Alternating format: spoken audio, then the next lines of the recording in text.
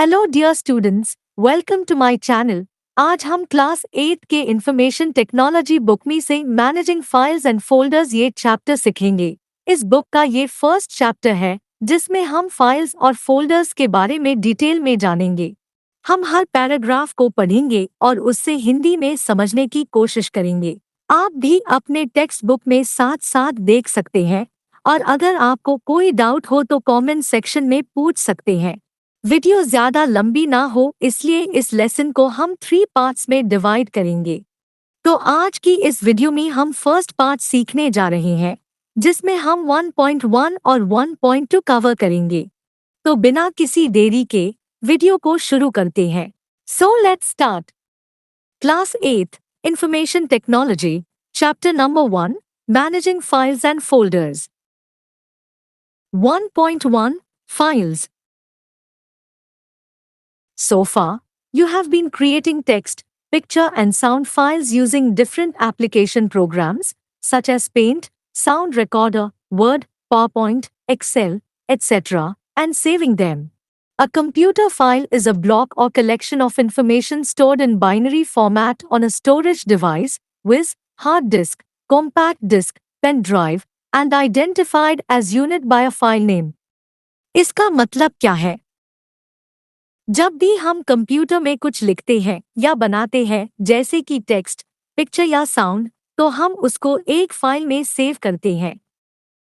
File क्या होता है?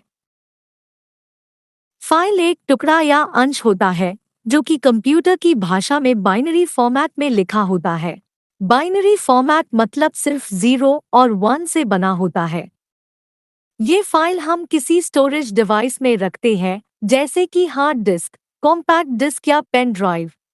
स्टोरेज डिवाइस का मतलब है कि जहां पर हम अपनी फाइल्स को संभाल के रख सकते हैं। हर फाइल का एक नाम होता है जिसको हम फाइल नेम कहते हैं। Let's see the second paragraph.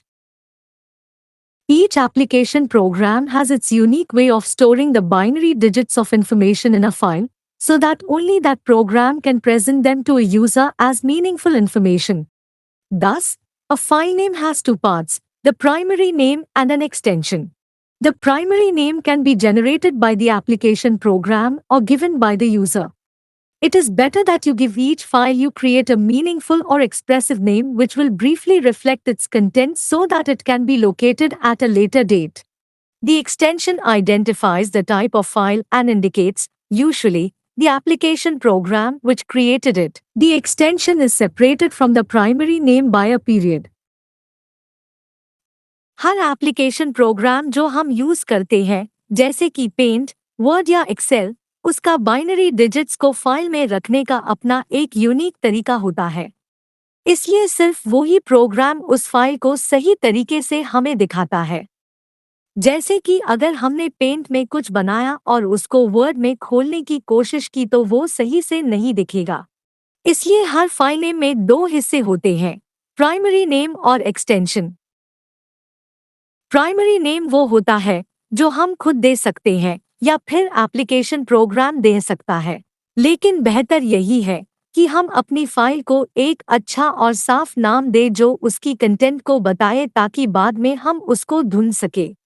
Extension वो होता है जो फाइल के टाइप को बताता है और ये भी बताता है कि उससे कौन से एप्लीकेशन प्रोग्राम ने बनाया है। एक्सटेंशन प्राइमरी नेम से एक पीरियड से अलग होता है। पीरियड का मतलब है डॉट, जैसे कि डॉट डॉक्स या डॉट जेपीजी। फॉर एग्जाम्पल, ये मेरी फाइल का नाम है text.docx जो कि एक वर्ड फाइल है। अब इसमें टेक्स्ट, प्राइमरी नेम और डॉट डॉक्स ये एक्सटेंशन है। Let's see third paragraph. Operating systems impose limitations on the length of a file name. In DOS, for example, the file name proper could have a maximum of 8 characters and the extension, which was optional, could not exceed 3 characters. The Windows OS allows primary names up to 255 characters. It can contain the alphabets, numbers and some of the keyboard characters, with tilde, at, hash, dollar, percent, underscore. But you cannot use the keyboard characters such as the forward slash, backslash, pipe, asterisk, colon, semicolon, comma and period. Today's operating systems allow extensions consisting of 1 to 5 alphabets. A few examples are given in the following table.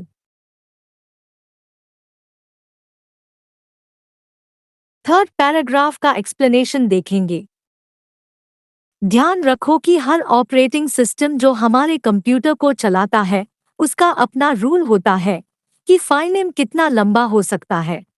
जैसे कि DOS में सिर्फ 8 characters तक का नाम दे सकते थे और एक्सटेंशन जो ऑप्शनल था वो सिर्फ 3 कैरेक्टर्स तक का हो सकता था। लेकिन विंडोज ओएस में हम 255 कैरेक्टर्स तक का नाम दे सकते हैं। हम अपने फाइल नेम में अल्फाबेट्स, नंबर्स और कुछ कीबोर्ड कैरेक्टर्स यूज कर सकते हैं, जैसे कि tilde, exclamation mark, #, dollar, %, underscore. लेकिन हम कुछ कीबोर्ड कैरेक्टर्स यूज नहीं कर सकते, जैसे कि बैकस्लैश, वर्टिकल बार, एस्टरिस्क। आज के ऑपरेटिंग सिस्टम्स में हम एक्सटेंशंस में 1 से 5 अल्फाबेट्स तक यूज कर सकते हैं। Let's see next paragraph. In a graphical user interface, the file extension is usually hidden from the user. Instead, the OS associates it with an icon characteristic of its type, Figure 1.1. You must be familiar with many of these by now. If you hold the mouse pointed over a file icon, you will see a small box which displays additional information about the file, viz, type, size, etc.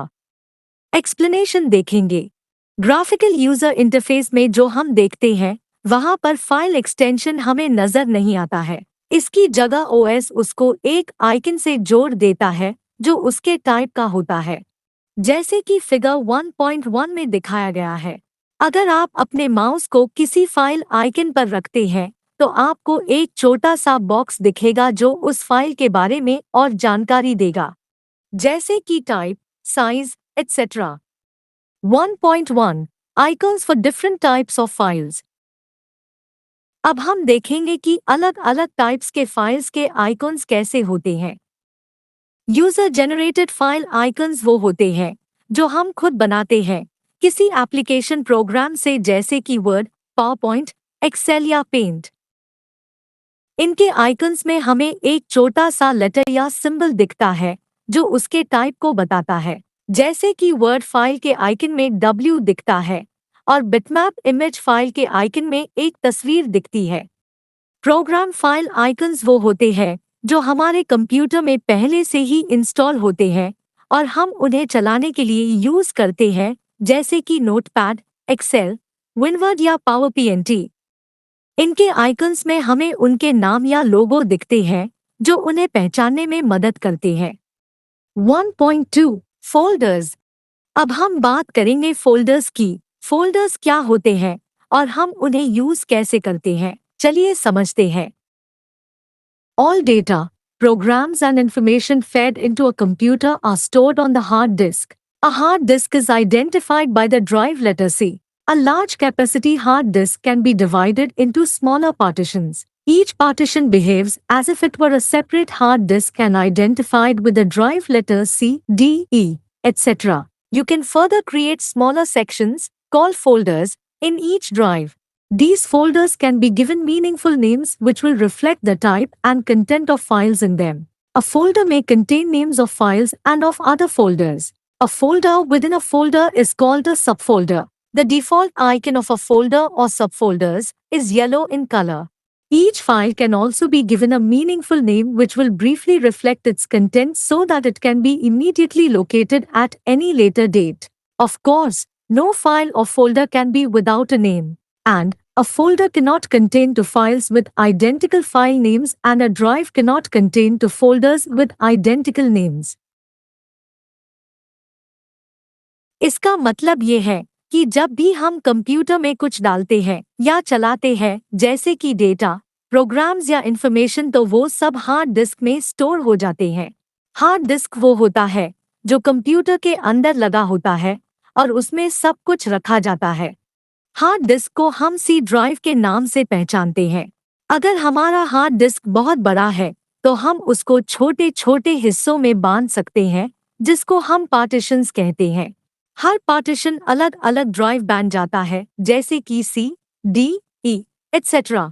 हम इन drives में और भी छोटे हिस्से बना सकते हैं जिसको हम फोल्डर्स कहते हैं।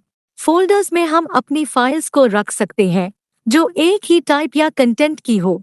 जैसे कि अगर हमने कुछ फोटोज लिए हैं तो हम उनको एक फोटो फोल्डर में रख सकते हैं। हम अपने फोल्डर्स को भी अच्छे नाम दे सकते हैं जो उनके अंदर की फाइल्स को बताए। एक फोल्डर में हम दूसरे फोल्डर्स भी रख सकते हैं जिसे सबफोल्डर्स कहते हैं। फोल्डर या सबफोल्डर का आइकन फाइल फोल्डर होता है जो पीले रंग का होता है। हम अपनी फाइल्स को भी अच्छे नाम दे सकते हैं जो उनकी कंटेंट को बताए ताकि बाद में हम उनको आसानी से ढूंढ सके। लेकिन ध्यान रखो कि कोई भी फाइल या फोल्डर नाम के बिना नहीं हो सकता है और एक फोल्डर में 2 फाइल्स का नाम एक नहीं हो सकता है और एक ड्राइव में 2 फोल्डर्स का नाम एक नहीं हो सकता है। तो आज हमने मैनेजिंग फाइल्स एंड फोल्डर्स इस लेसन में 1.1 और 1.2 सीखा है। इस चैप्टर के आगे का पार्ट सीखने के लिए इस लेसन का पार्ट 2 देखना ना भूले। हम मिलते हैं नेक्स्ट वीडियो में। तब तक के लिए bye, take care and thanks for watching. Great video. Mom, Yes. I found the good channel for study. Great. Like the video, share it to your school friends. Subscribe to it. But what's the channel's name? Wings of Fire Academy.